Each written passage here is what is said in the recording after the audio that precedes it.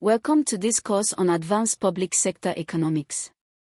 In this first module, we will build a strong foundation for understanding the interaction between governments, markets, and society.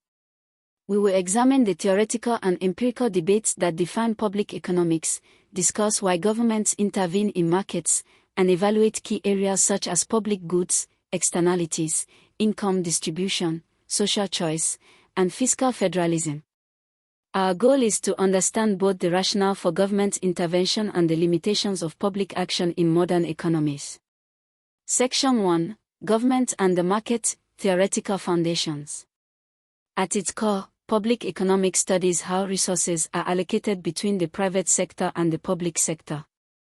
The market system is highly effective at producing and allocating private goods, but it often fails to address collective needs or correct market imperfections. Arguments for government involvement. Market failures, such as externalities and monopolies. Provision of public goods like national defense, clean air, and basic infrastructure. Redistributive goals such as poverty alleviation and social insurance. Stabilization of the macroeconomy through fiscal policy. Arguments against government involvement. Government failures due to inefficiency, corruption, or misaligned incentives. Rent-seeking behavior by interest groups. The knowledge problem, where policymakers may not have better information than markets. These debates frame the central tension of public economics, finding the balance between efficiency and equity. Section 2: Provision of public goods. A public good is characterized by non-rivalry and non-excludability. One person's use does not reduce availability for others, and it is difficult to exclude anyone from using it. Classic examples include national defense, street lighting, and clean air. The private market underprovides public goods because individuals may prefer to a free ride on others' contributions. Governments step in to provide these goods through taxation and collective decision-making. The challenge lies in determining the optimal level of provision. Too little leads to underconsumption, while too much can waste resources. Economists use cost-benefit analysis and models of collective choice to guide decisions. Section 3: Externalities and corrective policies. Externalities occur when economic activity imposes cost or benefits on third parties not directly involved in the transaction. Negative externalities include pollution, noise, or congestion. Positive externalities include vaccination, education, and research. Left unchecked, markets with externalities do not yield efficient outcomes. Governments use policies such as taxes, subsidies, regulation, and tradable permits to internalize externalities. A key debate is whether governments should rely on market-based instruments like carbon pricing or command and control regulation. Empirical evidence shows that carefully designed market-based approaches often achieve efficiency at lower cost. Section 4: Income distribution and social welfare. Markets reward individuals according to productivity, but this often results in inequality.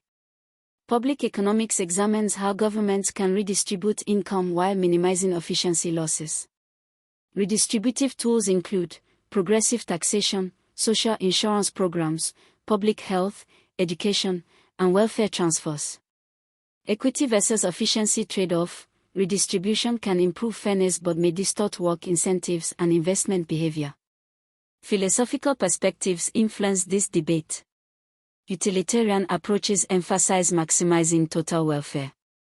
Rawlsian theory emphasizes improving the condition of the least advantaged. Libertarian views argue for minimal redistribution, focusing on property rights and freedom. Governments constantly face the delicate balance between reducing inequality and preserving incentives for productivity. Section 5: Social and public choice. Decision-making in the public sector raises questions of collective choice and democracy. Public choice theory applies economic reasoning to politics, showing that political actors, voters, politicians, and bureaucrats pursue their own interests.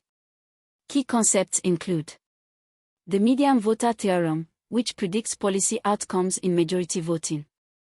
Rent-seeking, where interest groups lobby for policies that benefit them at society's expense. Government failure, where political incentives distort efficient outcomes. Understanding these dynamics helps explain why well-intentioned policies sometimes fail in practice. Section 6. Fiscal Federalism. Fiscal federalism explores how responsibilities are divided among different levels of government, national, regional, and local.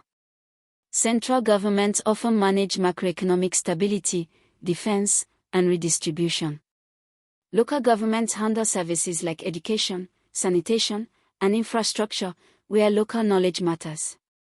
Challenges include spillover effects of local policies and the risk of fiscal imbalances. The principle of subsidiarity suggests that decisions should be made at the lowest effective level of government.